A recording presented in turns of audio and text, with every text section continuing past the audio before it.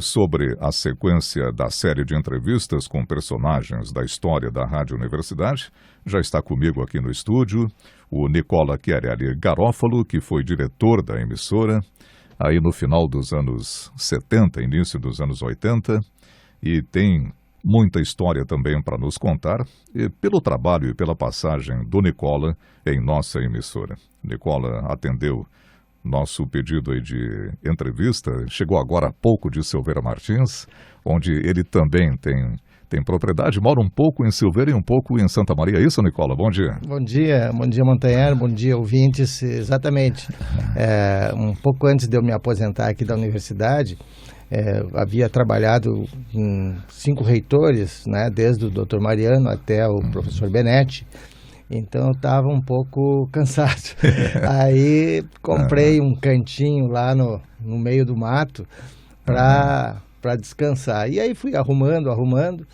E então isso hoje me permite passar lá uma temporada por lá, né? Exato.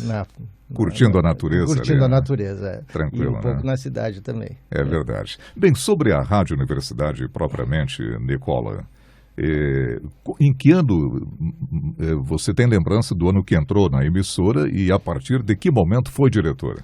Vamos começar por aí, né? Exato. Então eu entrei na universidade, aqui na rádio, na primeira equipe, né? Desde que ela foi inaugurada, eu já estava... Em 68 você já estava na equipe? Já estava na primeira equipe. Ah, você né? é fundador também da emissora, da primeira então. equipe, exatamente. Exato. Cheguei aqui na emissora, eu trabalhava no jornal, era do jornal A Razão, e cheguei na emissora pelas mãos do Dr. Antônio Abelin, né? E do Caru Giuliani, que era nosso colega lá no jornal. Então eu era uma espécie de aprendiz, né? Eu vim aqui aprender e eles tiveram muita paciência comigo, porque o veículo rádio não era bem a minha especialidade, né? Eu trabalhava no impresso. Então, aí... tive essa honra de pertencer à primeira equipe e junto com todos aqueles colegas que fizeram o melhor e deram à Rádio Universidade uma característica toda especial como emissora educativa e difusora de entretenimento, música e cultura, enfim. E ela começou a operar no terraço ali da antiga reitoria. No terraço. O primeiro estúdio foi ali, né, Nicola? O primeiro estúdio foi no terraço da antiga reitoria, que foi o espaço decidido pela administração lá do reitor, né? A rádio era ligada diretamente ao gabinete do reitor. E então, naquele espaço ali do terraço, começaram as transmissões. E veja bem, Montanher, a primeira antena da emissora, que era a transmissão por linha física, era em Boca do Monte. Boca do Monte. Em Boca do Monte, lá numa propriedade do Dr. Domingos Crossetti. Então lá foi construída uma casinha, a torre ficava lá, e né, o Baldiceira não estava ainda conosco, era o Dr. Wilson Aita, que ajudou nessa... Toda a parte de engenharia. Da engenharia. De comunicação era do Wilson Aita, né? Wilson Aita. Depois o Fábio Baldiceira se integrou, e aí passou a ser ele o chefe do setor técnico.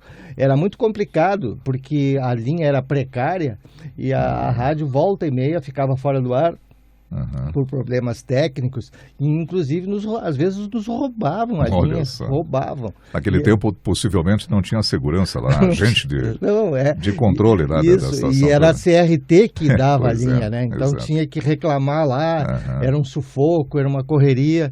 E mais tarde, Nicola, saiu dessa propriedade, o Parque de Transmissores, e foi próximo à ABS, da né? ABS, Associação dos Servidores ali, próximo ao Minuano, né? A Estância do Minuano. Exato, era a propriedade da ABS. Ali permaneceu por um bom tempo também. Por um bom tempo, né? Exato. Quem trouxe o Parque de Transmissores para ali, para a ABS, se não me engano, foi o Roberto Bisonho, que estava na direção.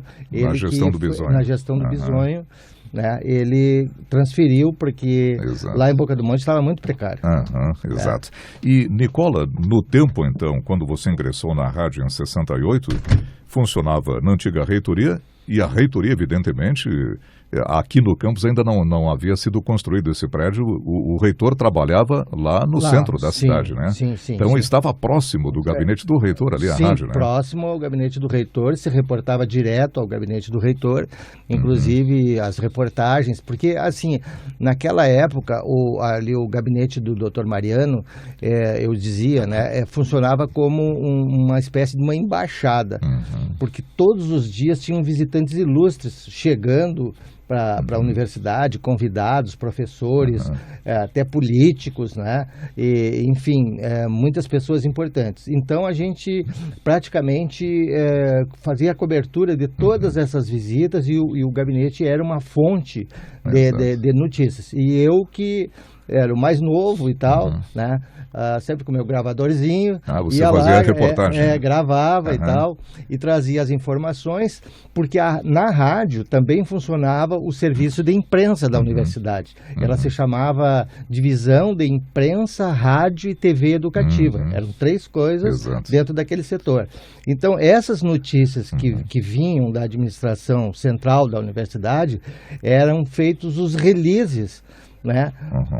Não só notícias para a rádio, mas os releases que eram distribuídos equanimemente para todas as outras emissoras e os jornais da cidade.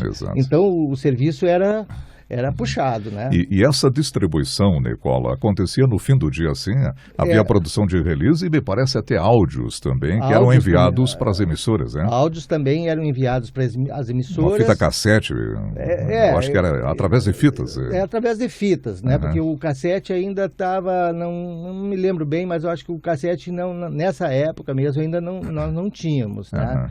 Então, eram mais releases, impressos, né? Um mimeógrafo, aquele tocado a álcool, né? Isso. Saiu o carro da universidade com o motorista e alguém para distribuir. Exato. E quando a rádio estava ali no centro, não precisava ainda, porque as emissoras eram todas mais ou menos ali pelo centro, dava para a entrega era feita a pé.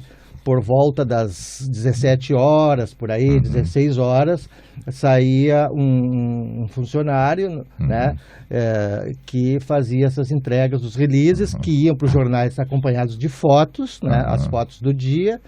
E depois, com o advento da TV educativa, que ela tinha, a TV educativa da universidade tinha um espaço dentro da TV Imembuí, o que ia para a TV, a universidade tinha um noticiário dentro da TV Imembuí, dentro da TV educativa, então o que ia para lá? Um rolinho de filme, 16mm, negativo, acompanhado de um texto, né, porque não havia essa gravação então era feito ao vivo lá, né, o filme era passado, e o locutor da caixinha lá falava em cima do vídeo. Era um processo bem artesanal. E esse trabalho era feito lá pela equipe da TV ou gente da rádio? Que até era da TV educativa, era um grupinho ali. Já tinha uma equipe de TV, dentro então. da rádio. Dentro da rádio? Dentro da rádio. Sim. Eu me lembro do Orion Melo, eu me lembro do Antônio Carlos Arbo, o cinegrafista era o Rubens Bastos Gadeia, né? O fotógrafo era o João Rodrigues Bondarenko, tinha fotógrafos e cinegrafistas.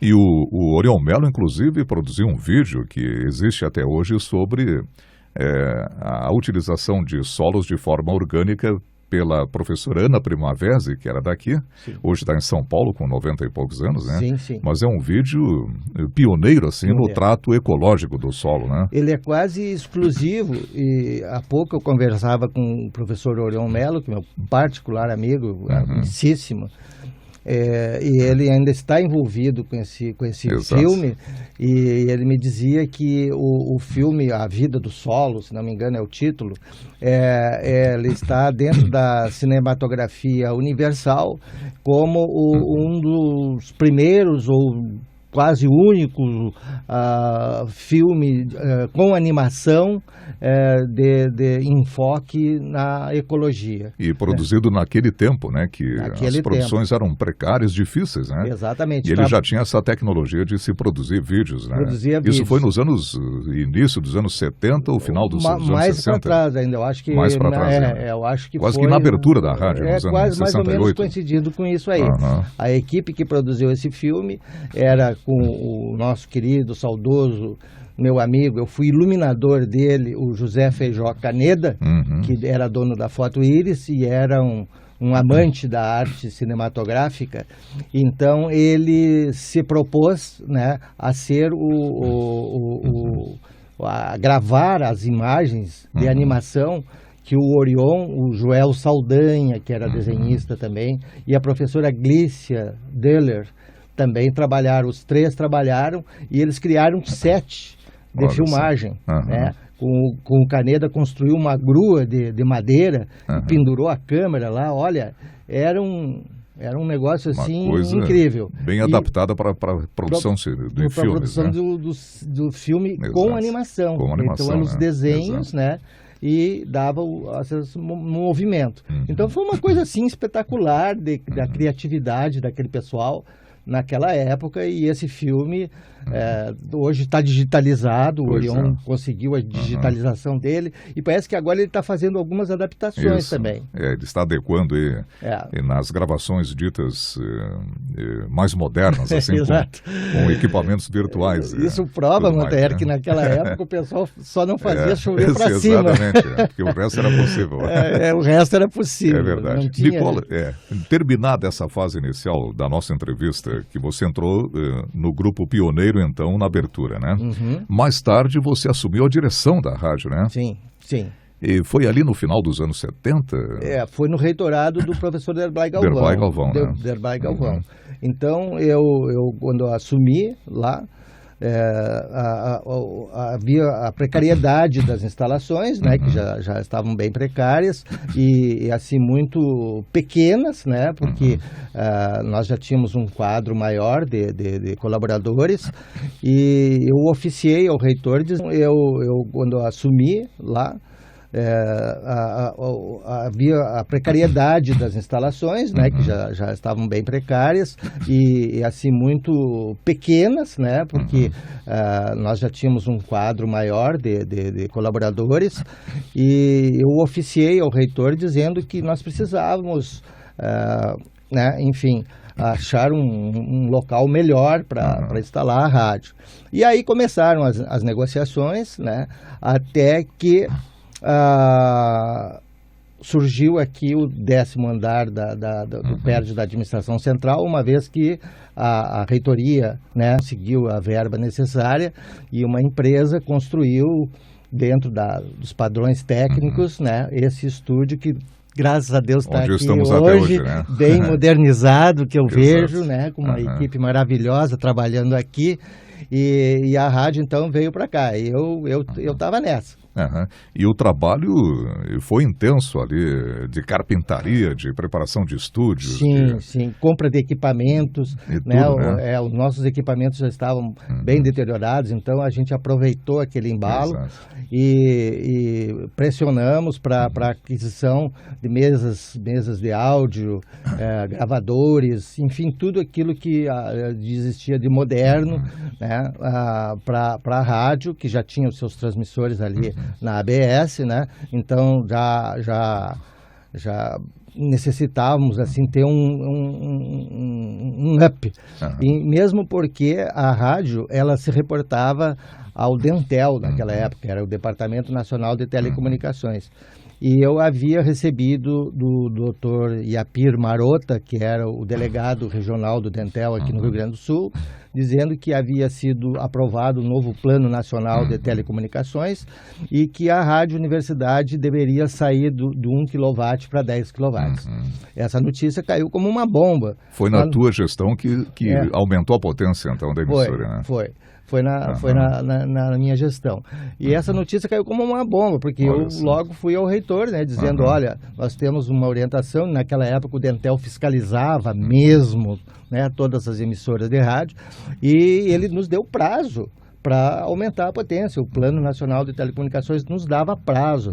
E aí, como é que se faz para botar um transmissor de 10 kW da marca Philips ou da melhor marca que existisse? Criou-se um problema. E aí a universidade, com carência de recursos, eu acho que eu tive um lance de muita sorte, de começar a negociar com o pessoal da Rádio MEC no Rio. E lá estava sendo desativado um transmissor de 10 kW. Um Philips. Um Philips. E eu, valvulado. Valvulado. Válvula QB4, tradicional. QB4, aquela Tradicional. famosa válvula. Exato. Aí eu peguei com as duas mãos, né? Claro. A professora Marlene Blois, Isso. era da rádio Conhecia lá do a Marlene. NEC. Conhecia a Marlene, uma rica pessoa, né? Exato. E ela nos ajudou muito na transferência desse patrimônio.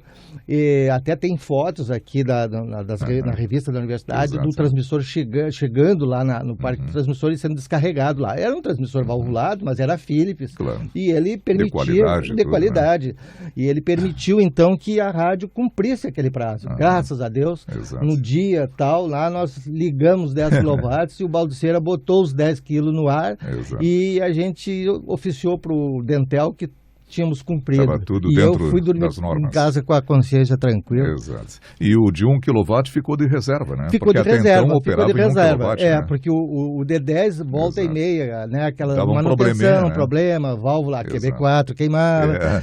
E aí entrava o D1. Né? Nós tínhamos... Estava tudo dentro da lei. Exato. Hoje nós temos o transmissor Nautel canadense transistorizado. Olha só. Mas naquele tempo era válvula, né, Nicola? Era válvula. Era o que tinha. Era o que tinha. Em termos de comunicação. Era o que tinha que ter em termos de comunicação. Exato. E uma curiosidade, nós tínhamos junto com o Balduceira o Walter Contreras, que era um professor pardal, né? Ele era pardal total.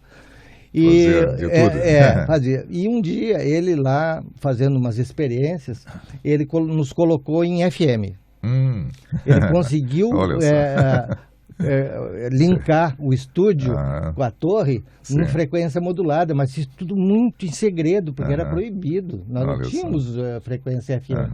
E aí, em determinado ponto da cidade, dava para sintonizar a emissora em FM. Mas isso ele fez um dia só e desligou tudo, porque podia dar um problemaço. Né? Exato. E também... Nessa parte técnica aí, houve um tempo também que atuava o Jaciol Di Giacomo, né? A Jaciol. E o auxiliar deles ali, o Gatão. O Gatão, Anacleto Luiz Brondani, me parece que é o nome do Gatão. Anacleto Luiz Brondani, o famoso Gatão. O famoso Gatão, que depois foi para engenharia, né? Foi para engenharia. Ele também atendia pelo Le Moustache. Isso. Tinha um bigodão assim de 1,5 palmo. Exato, Figuras também importantes na história da rádio, né? Importantes. Eles eram muito bons. E eu trabalhei, quando eu entrei na rádio, em 79, como aluno bolsista, aliás, eu sou muito grato a ti, Nicola, e ao Norton César, que me abriram as portas da emissora com uma bolsa de locução, em setembro de 79. Foi um momento de inspiração, Montaer, porque quando você chegou, eu me lembro muito bem, apresentado como estagiário, né, como bolsista, e já no cumprimento a gente sentiu ali que tinha mel no porongo, tinha um potencial enorme com esse vozeirão aí. Eu digo, esse o microfone é teu, vai para lá. E foi aí que começou a tua história, né? Exatamente, e junto contigo o Norton era chefe da seção de locutores e operadores, me parece. Exato, e você era diretor da rádio, né? Então de lá para cá, eu sou super agradecido, né, Nicola? Não, mas merece. Dou meu testemunho aqui, que foi graças a ti que estou até hoje na emissora. Mas e dá o brilho todo especial a essa emissora que completa 50 anos. Estamos aí nessa luta, né, Nicola? Sim. Nicola, do teu tempo de direção de rádio aí, a emissora trabalhava muito com parcerias internacionais de emissoras, né? Tipo Deutsche Welle, Nederland da Holanda, Suíça Internacional, BBC de Londres, a RAI italiana. A RAI italiana. Tinha produções, até hoje temos fitas aqui dessas parcerias. Era muito intensa essa parceria, né, Nicola? Era muito intensa essa parceria, que começou nos primórdios da rádio. Uma das coisas que o professor Quintino, que também foi da primeira equipe, estabeleceu, foi esses laços com essas emissoras, também a Voz da América. Isso, a Voz da América chegou também a estar nesse pacote. Então, essa relação de nós recebermos aqui programas culturais enviados por emissoras da Europa e dos Estados Unidos continuou. E eu intensifiquei essa relação, principalmente com a BBC de Londres e com a Deutsche Welle.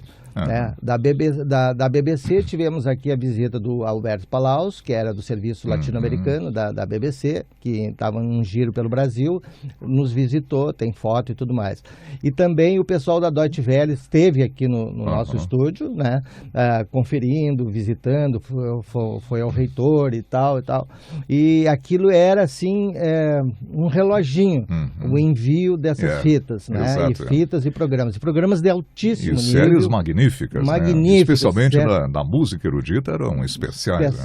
Especial. E a Rádio Nederland também. E eu guardo com muito carinho lá nos meus arquivos cópias dos ofícios que eu mandei e que eles responderam, e fotos também, que comprovam esse intercâmbio, que eu acho que muito colaborou para que a rádio tivesse uma característica diferenciada. Exato. E até trabalhar com a música erudita, que é praticamente exclusiva de Santa Maria, pelo menos, a única emissora que ainda tem música erudita, e uma das poucas, eu acredito. Exatamente. Do Estado, né? Que trabalha com erudito, né? A Rádio Universidade da URGS, ela só roda música erudita. Essa é a característica forte dela. Né? Nós não fizemos isso. Nós tínhamos esses programas, e aqui vamos relembrar também a dedicação da professora Ellen Rolim. Isso, que tinha um programa de música erudita, né? Ao meio-dia e 30. Meio-dia e 30, exatamente, a Ellen chegava, vinha das aulas dela, que ela era professora do Centro de Artes. Direto e apresentava ao vivo. Apresentava ao vivo, né? Então era um concerto, era uma música, era um comentário. Isso dava, assim, à rádio um momento magnífico mesmo, né? Então fica registrado aqui o belo trabalho que a Ellen Rolim fez, né, durante muitos anos aqui no... E depois que a Ellen saiu da emissora, a continuidade do erudito na Rádio Universidade foi pela professora Regina Carter Ramos, também do Centro de Artes e Letras, mas aí mais tarde, né? Eu acho que até após a tua aposentadoria, você saiu eu acho que sim, em 82, 83, me parece. Sim. Mais tarde chegou então a Regina para continuar essa né? parte do erudito, né? Sei. Nicola, uma característica também que eu acredito que é do teu tempo é a transmissão de festivais, né? O Chiru Vasser, ele foi um pioneiro em transmissões da Califórnia, da canção nativa. Ele ia para lá e, parece-me, gravava à noite e mandava pelo ônibus, pela Planalto, fitas gravadas para rodar. Exato. Foi no teu tempo isso também, né, Nicola? Quando começaram em Uruguaiana os festivais da Califórnia, da canção nativa, nos chamou muito a atenção, né? Eu me lembro que a primeira vez que nós rodamos aqui da Califórnia da canção foi através de um LP que a Ana Amélia Beltrame era uma aluna. Depois ela foi diplomada, acho que ela fez a Escola Rio Branco e tal. E ela trouxe de brinde, eu estava lá, né, com a primeira Califórnia da canção nativa. Bom, aquilo ali foi um espetáculo, né? A primeira Califórnia é realmente uma coleção de músicas nativas aqui, maravilhosa. E a partir daí a gente imaginou de a rádio acompanhar esse festival. Exato. Né? E foi realmente o Chiru Vasser ia para lá, né? Fazia todo esse trabalho, né, de acompanhar o festival, de fazer chegar até a emissora as músicas, as canções, né? E com o passar do tempo, o reitor autorizou nós termos a transmissão direta. Aí a universidade pagava uma linha, né? Pagava uma linha. E a transmissão era direta de Uruguaiana, né? E aqui no estúdio tínhamos convidados para realmente traduzir muitos termos das músicas. Eu me lembro da palavra mangrulho.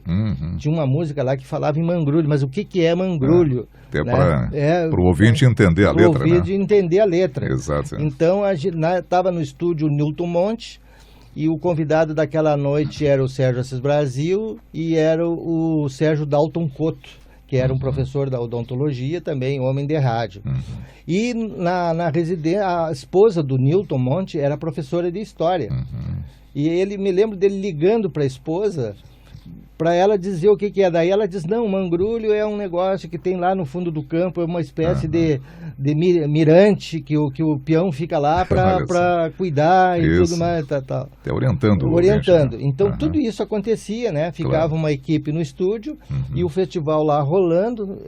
Foram noitadas campeiras, assim, maravilhosas, né? Graças à colaboração de todas essas pessoas. Né? E quando abriu o primeiro festival da Tertúlia Nativista aqui de Santa Maria, a Rádio Universidade, eu me lembro, já estava na equipe de transmissão, e transmitiu toda a série de tertúlias, até a 17ª, me parece que ela acontecia ano a ano, né? Sim. Foi outro trabalho importante no nativismo, né, Nicola? Que começou no teu período, porque a Tertúlia é do início dos anos 80, né? Exatamente. Exato. Aí a Santa Maria também resolveu ter o seu festival, como várias cidades do Rio Grande do Sul despertaram para o nativismo, e o nativismo teve uma força muito grande, e a Rádio Universidade acompanhou todo esse movimento nativista, né, com a sua equipe, transmitindo e depois reproduzindo as músicas durante a programação, e isso foi muito bacana, muito bacana para a cultura do povo gaúcho. Sem dúvida.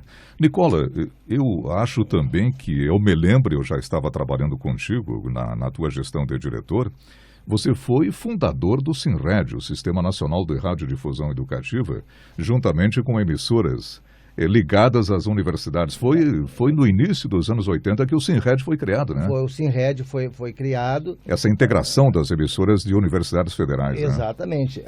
Aí se vislumbrou a possibilidade de termos essa rede, né? Das emissoras que existiam. Não eram muitas naquele tempo, não eram muitas, mas desconectadas, né? Aí capitaneadas pela Rádio MEC, né? Que era a grande rádio, e esse sistema se interligar para justamente fazer intercâmbio de programas, fazer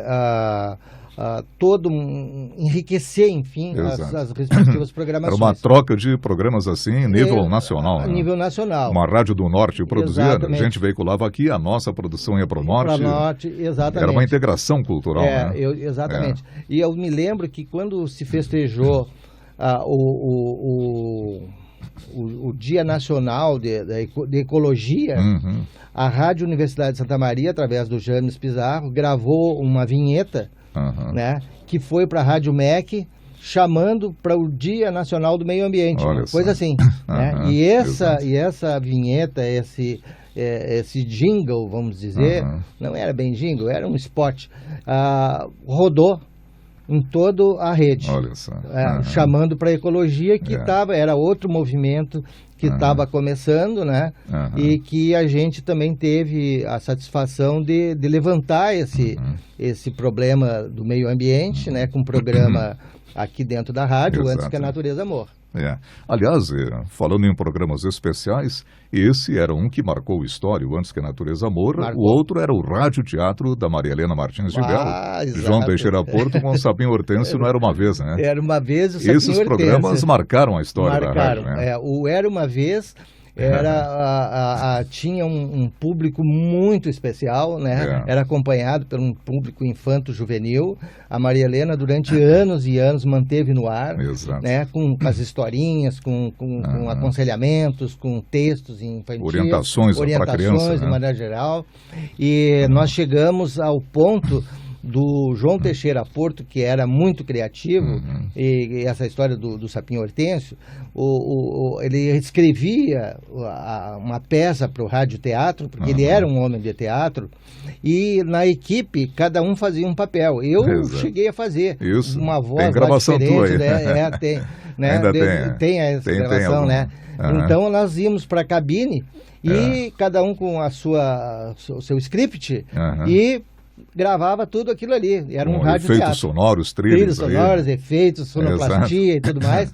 E o Sapinho Hortêncio também era um ícone da rádio, né? Personagem do James, né? O personagem do James. É verdade. Então tudo isso a gente fazia com muito amor, com muito carinho, e era muito gostoso fazer essas coisas. E desse tempo também, Nicola, um programa que marcou a história foi o Querência Chúcara, do José Vacera, contemplado com o Troféu Negrinho do Pastoreio do Estado, né, do governo do Estado. Sim, foi entregue um programa lá no salão, né? No Salão Negrinho. Você esteve, inclusive, em Porto Alegre com o Chiru, né? Fomos recebeu o prêmio. A rádio fez um anúncio no jornal A Razão, né, divulgando essa premiação, que foi uma coisa muito bacana, né? Foi entregue lá numa noite memorável lá em Porto Alegre, com todos o pessoal que recebeu esse prêmio, e isso para a Rádio Universidade contou pontos, né? Inclusive, você sabe que dentro da universidade sempre haviam as críticas, né?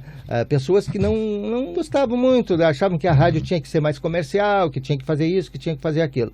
Então, nós dávamos publicidade a todas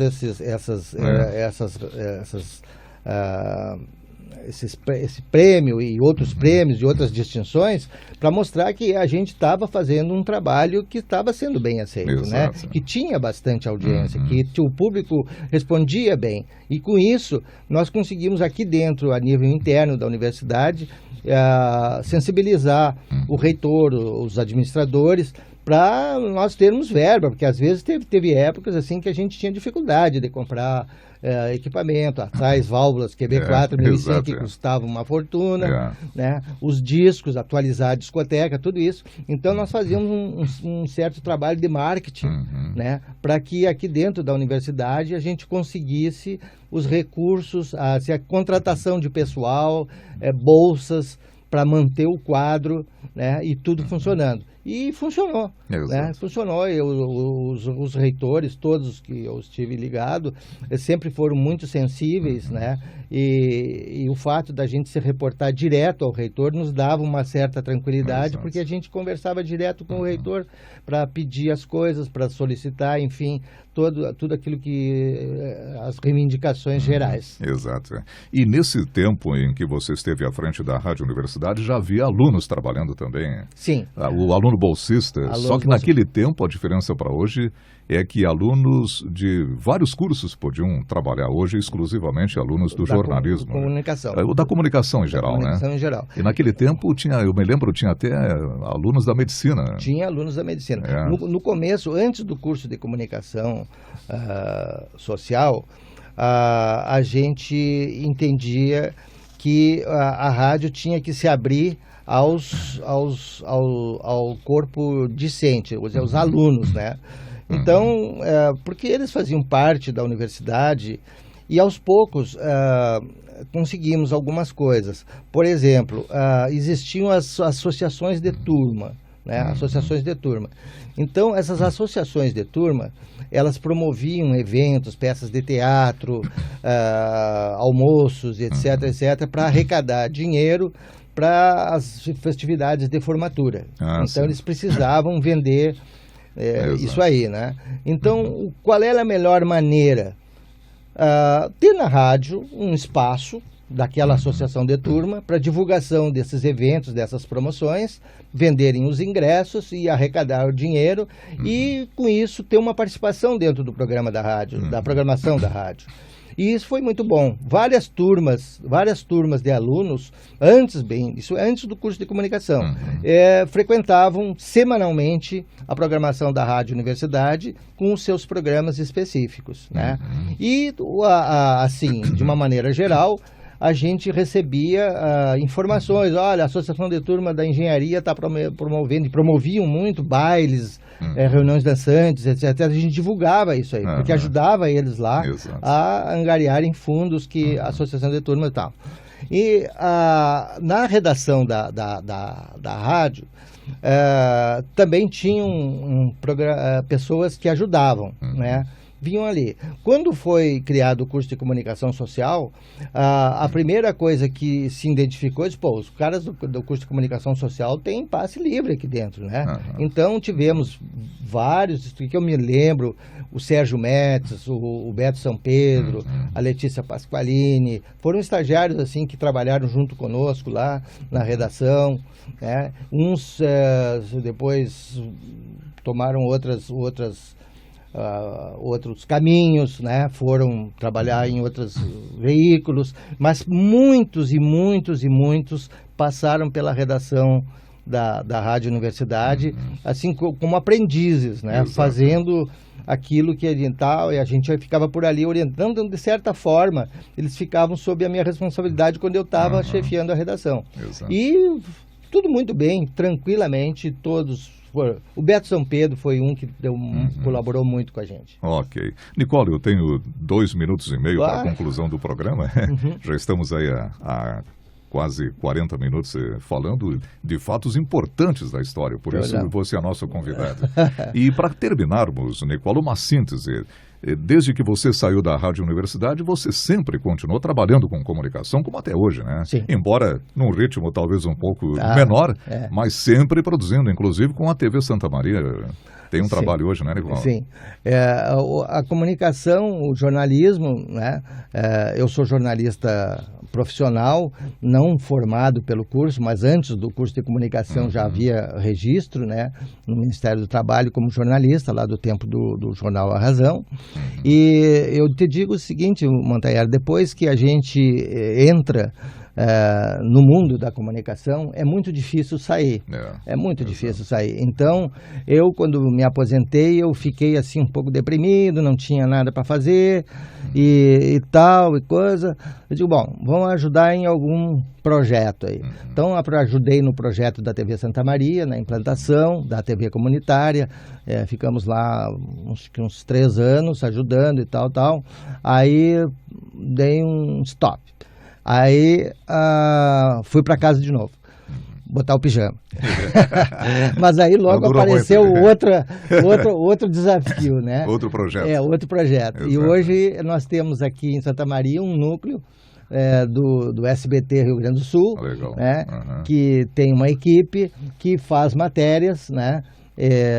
Muitas delas até conforme a importância já saem até no SBT Brasil, na rede do SBT, e isso me mantém antenado, assim, me mantém ligado, trabalhando, claro, como tu disse, num ritmo bem menor. Hoje tem o WhatsApp, tu pode coordenar as coisas à distância, eu fico lá no meio do mato, e fico conversando, curtindo a natureza, mas ao mesmo tempo ligado nas coisas. Contato com as coisas. E isso é muito gostoso. Ok. Nicola, muito obrigado por ter vindo. Olha, foi importantíssimo o teu depoimento. Nós informamos também que essa entrevista vai constar nos arquivos do Departamento de Arquivo Geral da Universidade. Ela vai ser digitalizada e vai constar, como todas as demais que eu estou fazendo, porque é um projeto de divulgação da história da rádio. Então, um registro importantíssimo que também está sendo documentado pela TV Campus, com a colega que está aqui no estúdio também, fazendo essa filmagem. E eu agradeço, Nicola, pela tua disposição de estar comigo hoje e parabéns por tua história nos 50 anos da rádio. Eu que agradeço, Montanher, agradeço também a TV Campus, agradeço a todos os colegas aqui da universidade por essa oportunidade dos 50 anos e repetir que os 50 anos da Rádio Universidade é o somatório do trabalho de muitas e muitas pessoas que passaram por aqui, que trouxeram a rádio até a data de hoje, brilhantemente aceita pela comunidade de Santa Maria e um orgulho para a Universidade Federal de Santa Maria. Ok. Eu conversei então com o jornalista Nicola Chiarelli Garofalo, fundador da Rádio Universidade, quando da sua abertura em 68, 27 de maio, ex-diretor e um colega dileto e amigo que temos até hoje em nossa emissora.